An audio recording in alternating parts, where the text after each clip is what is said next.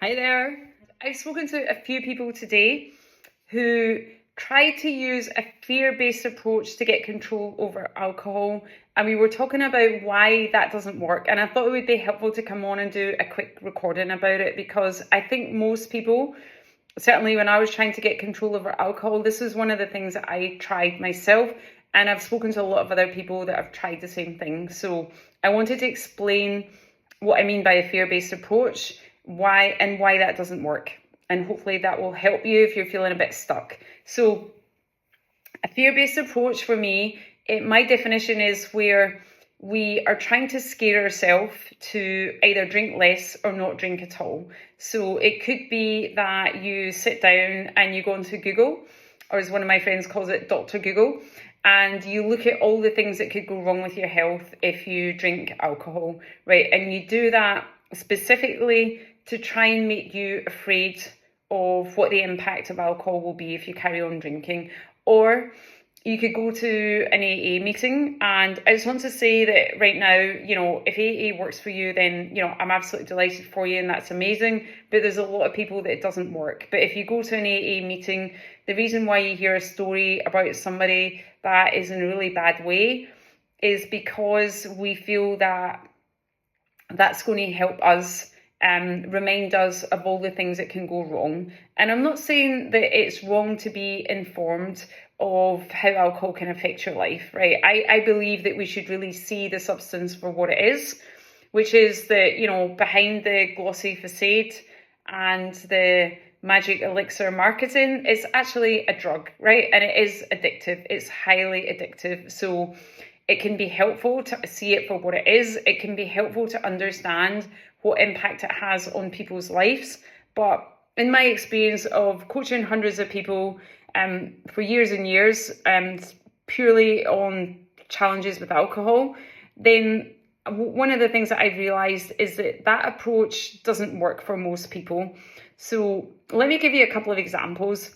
I've spoken to people recently and throughout my time as a coach where they've been given quite a scary diagnosis by their doctor about the impact alcohol is having on their life. And that's included things like people who have been told they have dangerously high blood pressure, people who have been told that they've got fatty liver, and people that have been told that they've got all sorts of complications and things wrong with them because of alcohol. And they've been specifically told by the doctor that they need to cut down drastically, or they need to have a complete period of not drinking. And in the beginning, that does frighten most people. And a lot of people tell me that they come out of the doctor's office and they feel that they're never going to drink again, right? They've just had such a fright, and they realise how damaging alcohol is, and they've now got evidence that it's actually causing specific damage, and that's the point of no return.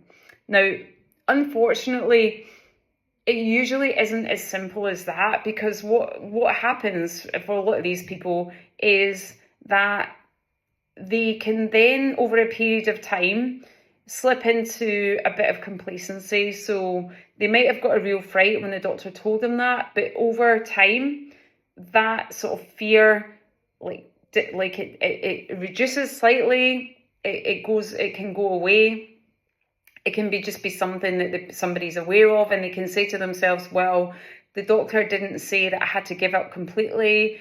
And, I've spoken to people and they've said things like, well, look, I've got fatty liver, but it's reversible until it gets to stage 4, and I'm at stage 2 right now, or I'm at stage 3. And, that is amazing that they have been able to be matter of fact about something that initially terrified them. And I'm sharing that with you to say that initially those people thought that just being told that information would be enough on its own. And it's the same if we go into Google and we hear about all the horror stories about alcohol. We think, right, oh my goodness, if it does all this damage, then that's it. I'm never going to drink again, or I'm never going to drink to an excess again, now that I know about all the bad things that has happened.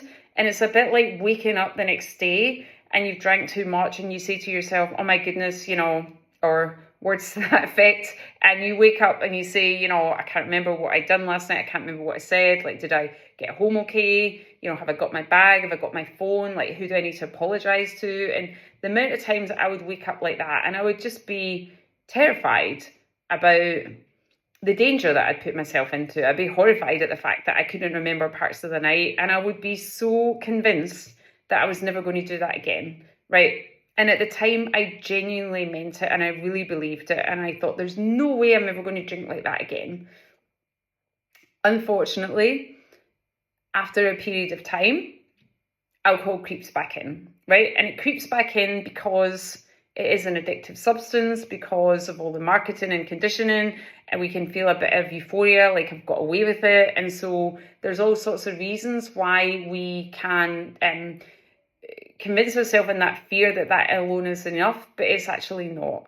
The other thing about a fear-based approach is to actually, for that to work, you would have to constantly find new ways of scaring yourself about the impact alcohol is going to have, so that you would constantly be living in that terror.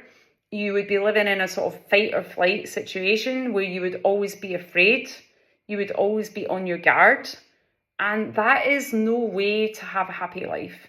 And if that was the only way that worked, well, that would be really, really tough, right? Like, we would all have to constantly be on our guard 24/7. There would be all sorts of difficulties with that. You would be exhausted.